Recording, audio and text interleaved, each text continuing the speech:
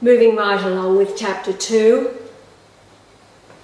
The manner with which the fathers of the order must conduct themselves to acquire and preserve the familiarity of princes, magnates, and powerful and rich persons. Number 1, it is necessary to do all that is possible to gain completely the attentions and affections of princes and persons of the most consideration, for that who, being on the outside but in advance, all of them must be constituted our defenders. Now, how are they going to get them to be their defenders? This is how he goes on to explain in point number 2.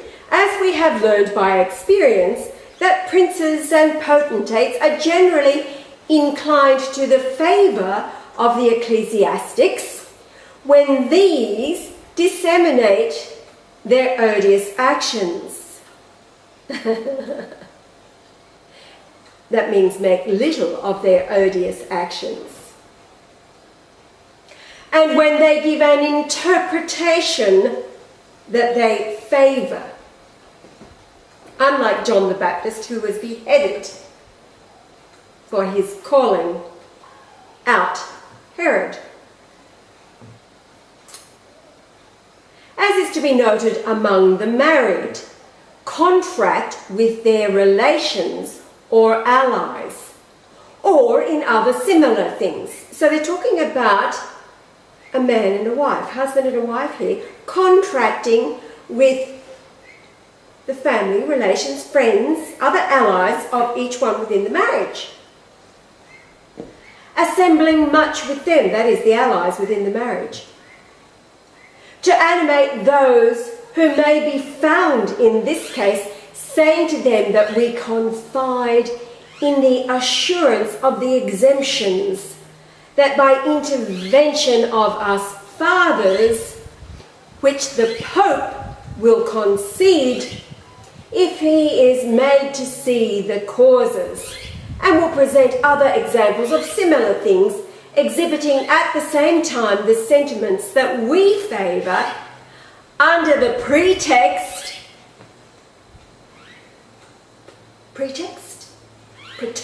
lie, deception, of the common good and the capital letters greater glory of God.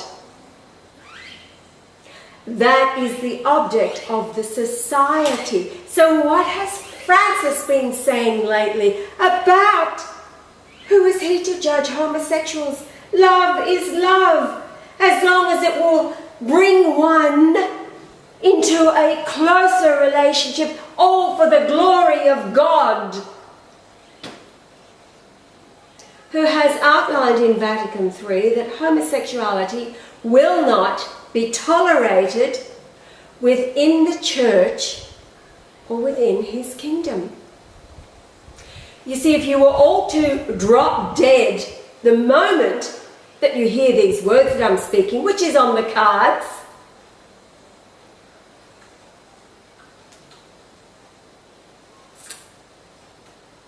all of those who are practicing homosexuals would not be going anywhere near God or the heavenly presence or into the afterlife with the promise of paradise. No! You see, nothing that offends enters the kingdom. So by Francis, who am I to judge? All for the greater glory of God, he is sending you straight to hell. Is he your friend? No. He hates you. He is the embodiment of Satan. He has no love for your soul.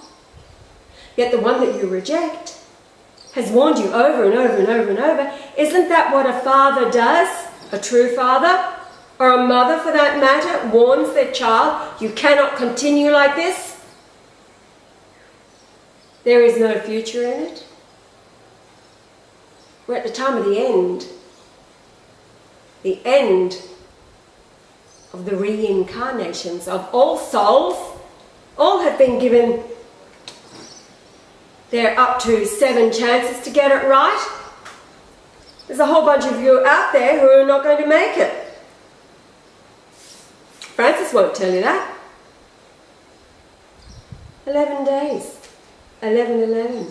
11th of January. 11 days until the 11th of January. The 70th birthday of the Christ. You see, the missing week of Daniel that all of you Protestant preachers and teachers and pastors and evangelists out there have been trying to figure out, where is it? Well, it's the last week or 70 years, 25,200 days of the second incarnation of the Lord Jesus Christ. Since January 11th, 1944, his rebirth date. 2:22 a.m. he came like a thief in the night. The whole world sleeping in the darkest hour of World War II. Number 3, if at this same assembly the prince treats of doing something that will not be agreeable to all the great men, for which we are to stir up and investigate, meanwhile counselling others to conform with the prince. Do you see what he's saying? Stir up one side, at the other side conform with the prince. What's that? Creating the chaos? What's the New World Order? What is it? Order out of chaos? Hello? This is all straight out of the Talmud. New World Order. Protocols of Zion.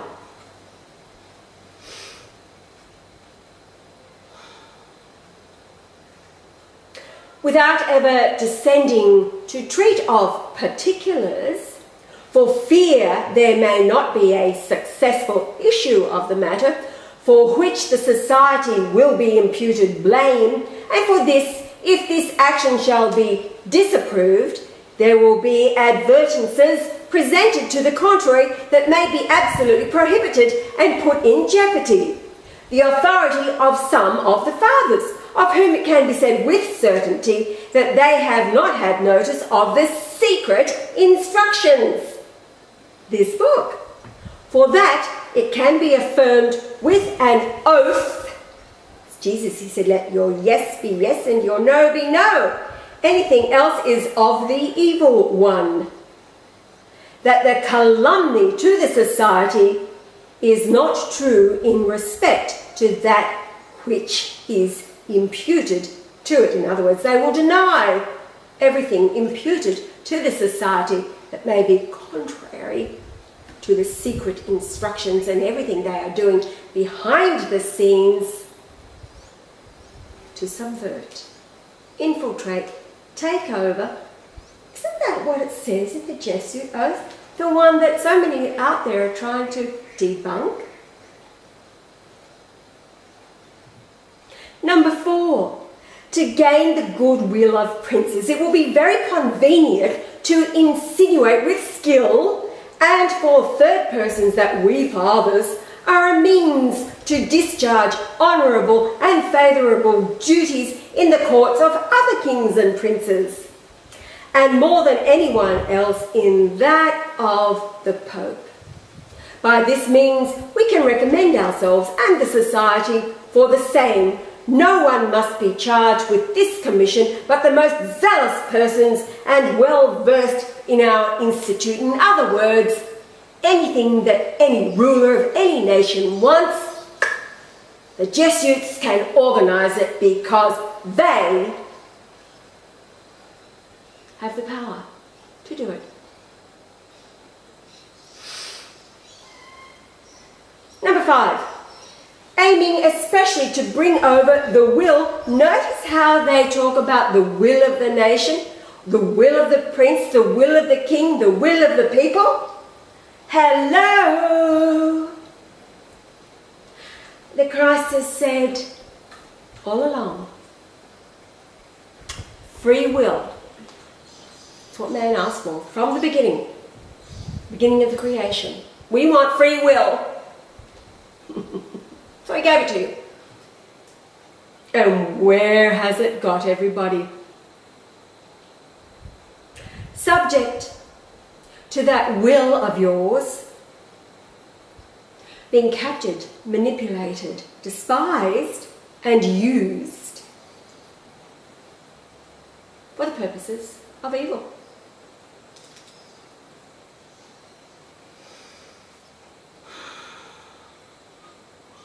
Aiming especially to bring over the will of the favourites of princes and of their servants by means of presents and pious offices, that they may give faithful notice to us fathers of the character and inclinations of the princes and great men. Of this manner the society can gain with facility as much to one as to others. So they're having you spy on your employers. Have the lowdown and the goods on all of you for the return of a pious office or some present or money, whatever it is, that you'll sell your soul for. Now, number 6, the experience we have had has made us acquainted with the many advantages that have been taken by the society of its intervention in the marriages of the House of Austria, that would be Habsburg, and of those which have been affected in other kingdoms, France, Poland, and in various duchies. Forasmuch assembling, proposing with prudence, selecting choice persons who may be friends and families of the relatives and of the friends of the society. So they'll intervene in marriages before they're about to occur, so that only the friends of the Jesuit society become the intimates and so familiar with the marriage partners. Isn't that honky-dory? What is it that Diana said about her marriage? There's 3 of us in this marriage. Well, with the Jesuit society in control, you can have 4, 5 or 6 as a partner in your marriage, depending who it is that you are. 8, in regard to the direction of the consciences of great men, we confessors must follow the writers who concede the greater liberty of conscience. The contrary of this is to appear too religious, for that they will decide to leave others and submit entirely to our direction and counsel. So how many people now are going to go flooding in to the Catholic Church with the Jesuit Pope at its helm? Who am I to judge homosexuals? Sure, come on in. I will welcome you.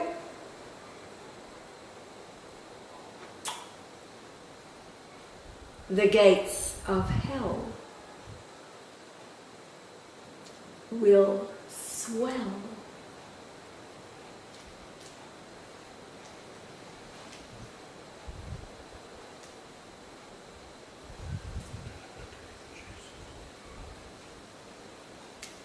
Number 11.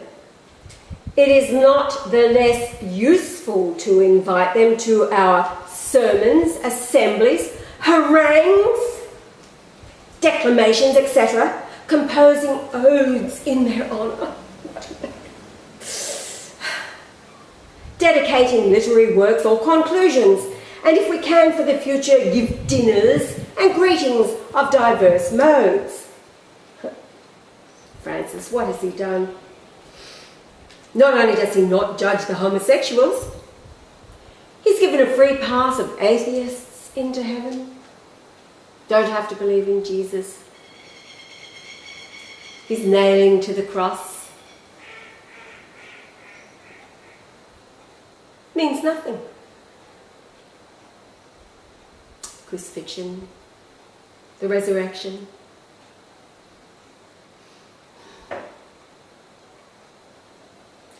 The gates of hell are open wide. Underneath, the Antichrist, Francis. As we move right along, you'll get to hear his words as he is setting himself up to bring about what? But peace within the Middle East. Oh! Number 12, it will be very convenient to take to our care the reconciliation of the great. Here we go. It's right here, right now, what I'm talking about. The reconciliation of the great in the quarrels and enmities that divide them. What is dividing the Middle East right now? Israel, right? The enemy of all mankind, the Jews who call themselves Jews and are not. And guess who the best buddy of Francis is? None other than a rabbi from New York, I believe. His best buddy called them as soon as he got elected. Hello! We made it!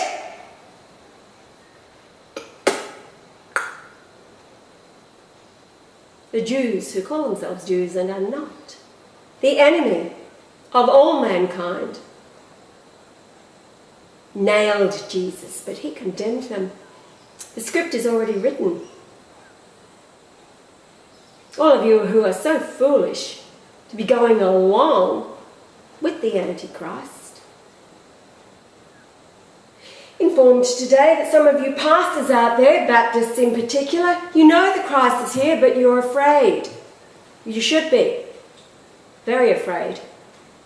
If you haven't got the guts to speak up and tell your congregations that the Christ is already here,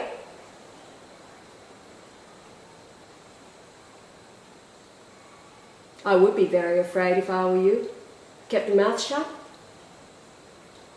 Fear him who can kill both body and soul in hell. Matthew 10:28, you're in hell. If you keep your mouth shut rather than informing your congregation, you're not looking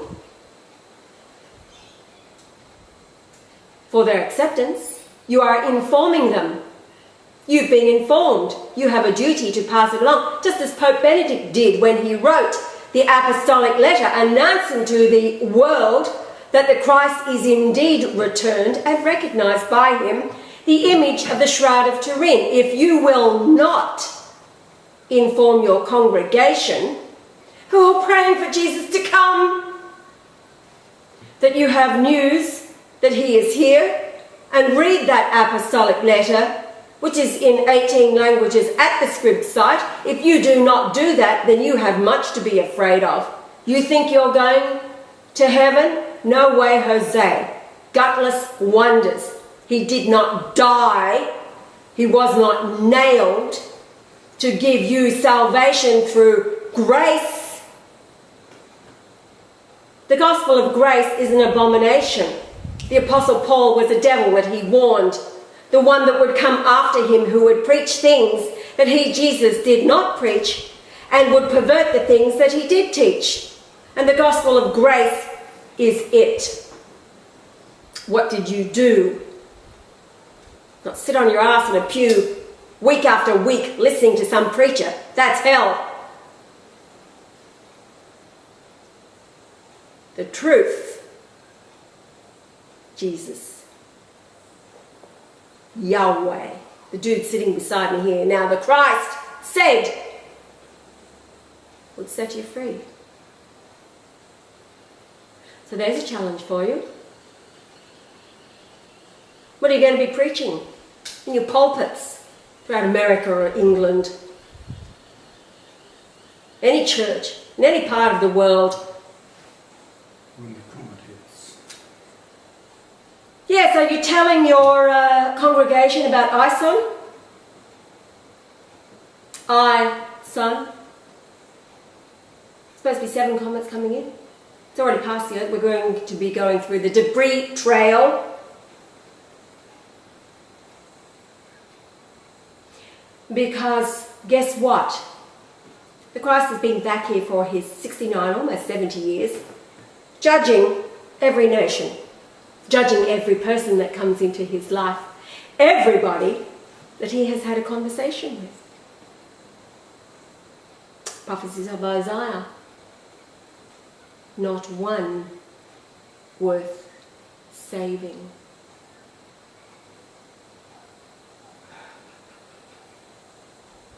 "11 days. 11 days.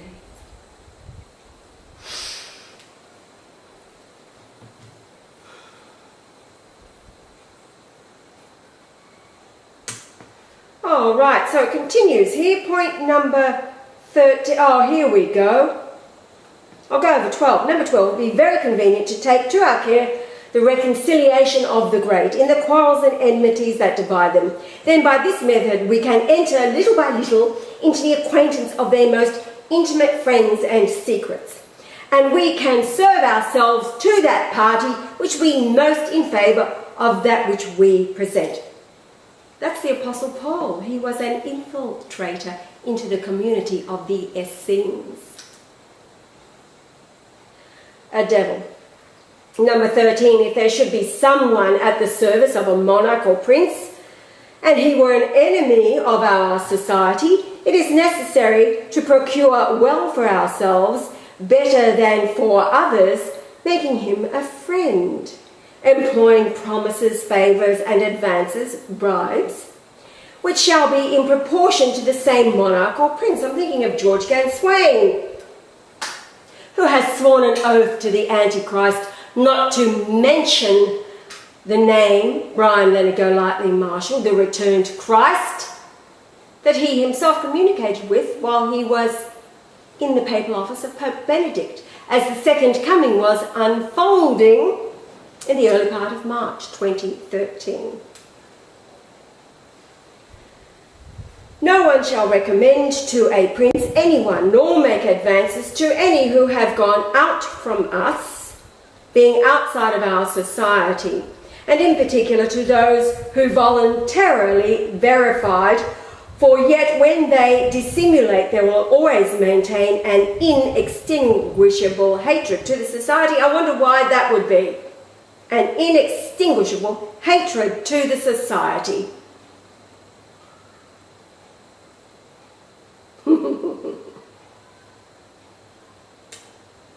In fine, each one must procure and search for methods to increase the affection and favour of princes, of the powerful, and of the magistrates of each population, that whenever occasion is offered to support, we can do much with efficacy and good faith in benefiting ourselves, though contrary to their relations, allies and friends. So, straight out of the Talmud,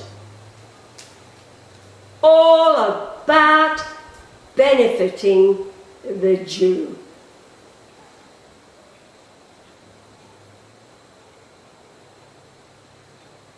It's just chapter 2.